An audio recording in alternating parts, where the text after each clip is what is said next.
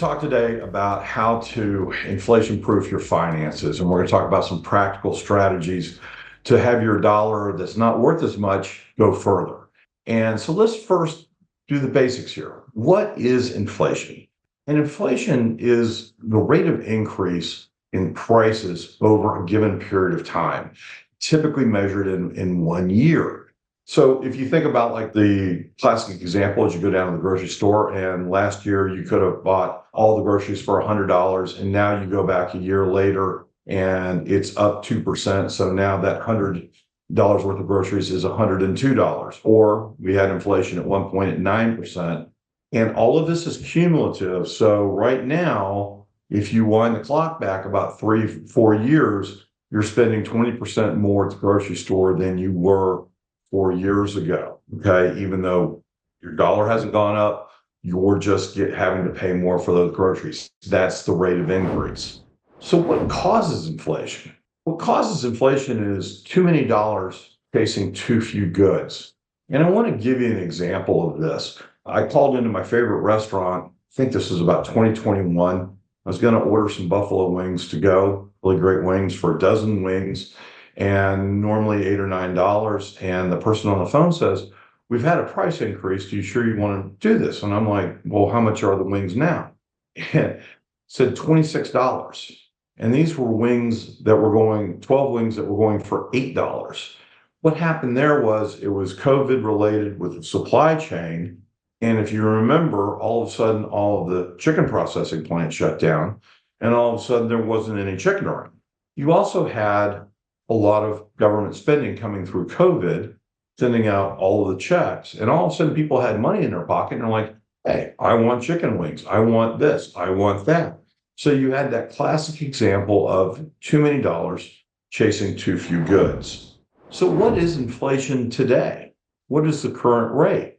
Well, of course, this morning, I'm quoting the Wall Street Journal, today's edition. It just came out. The Bureau of Labor and Statistics published that the annual inflation number today is 3%, which is down. This is for 12 months. And last month it was at 3.4. So you've had 0.4% drop.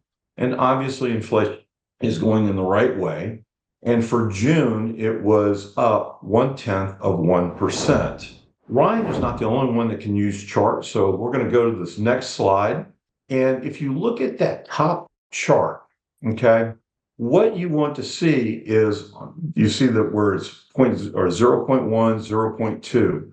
Ideally, you want the monthly numbers to come in between 0.0 and 0.1, which is for May of last month, we had 0.0. This month, it will be 0.1.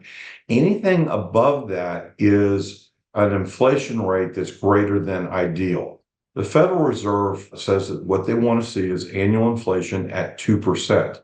So in order to get that, you've got to be at about 1.66% each month annually if you average that out over 12 months. So just think of it as if it's 0.1 or below is a good thing, okay?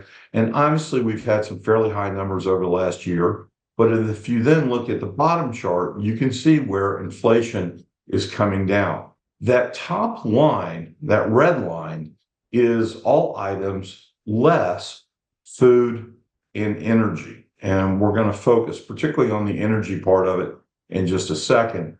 But when you have energy in this number, that blue line, and food, and that number is north of 2%, it's going to be quite difficult for inflation to come down as long as energy is running fairly high, because it bleeds over into so many different things that are still measured even when you remove out energy.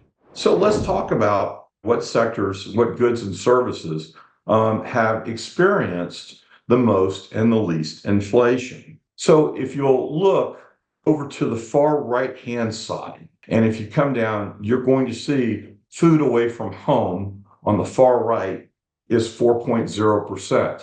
What that means is that you're paying a fairly high rate to go out to dinner right now. Part of that is it's very difficult for restaurants to go out and find labor right now. It's amazingly difficult here around Wimberley. It's been interesting, and I think this is a natural or national phenomenon. If you take a look at energy, okay, and you look at energy as a whole, it's running at 3.7%. But then come down to the electricity number, which is 5.9%. This is high demand for electricity.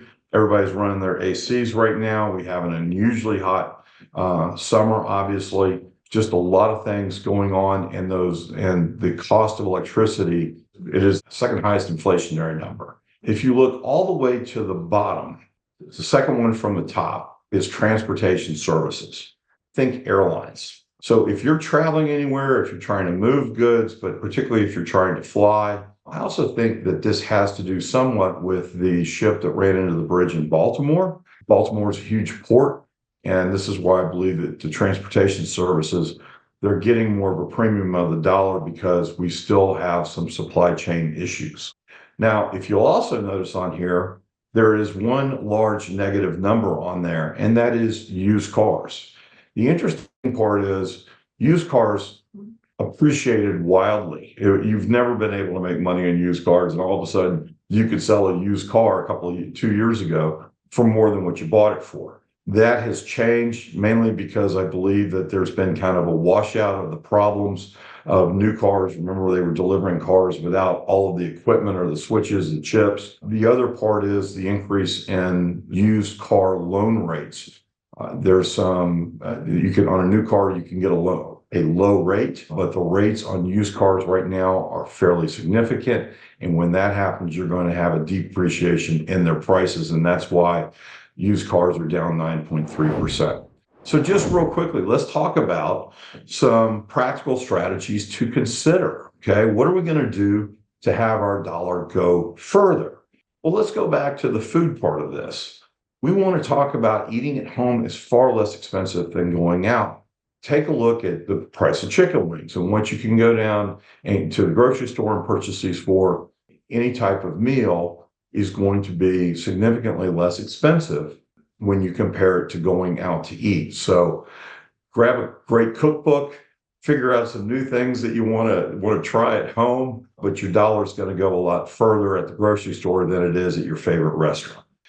Also, we need to consider other ways to travel specifically other than flying right now. Just had a huge family reunion here in Wimberley. We had people flying in from all over the country. Flights are getting canceled. People are getting redirected on different flights. And right now, I don't know if you've been to the airport lately, but it is jammed. I know that obviously the price of gasoline varies considerably across the country. We're very fortunate here in the state of Texas. It's fairly inexpensive. Driving is still a fairly cheap alternative. So think about, other than having to go out and get it on an airplane to go someplace, will be helpful to you. Also, shop your auto and all of your insurances. One thing that I did not specifically mention out of that last chart, but is a significant factor of this. Take a look at what your car insurance is now going to cost. Take a look at what your home insurance is going to cost, your business insurance, your umbrella policies.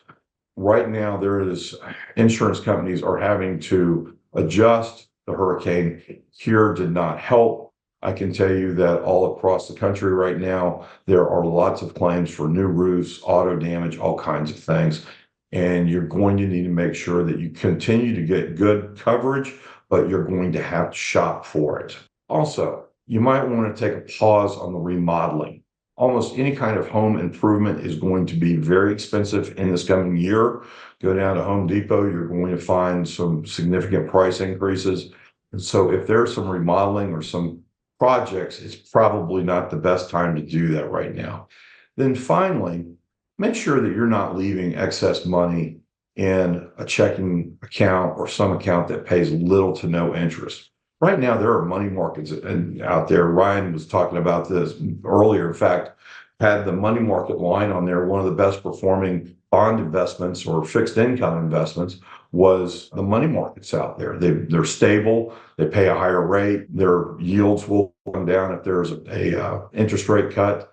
But make sure that you're not sitting there losing potential interest by money being in a non-interest bearing account.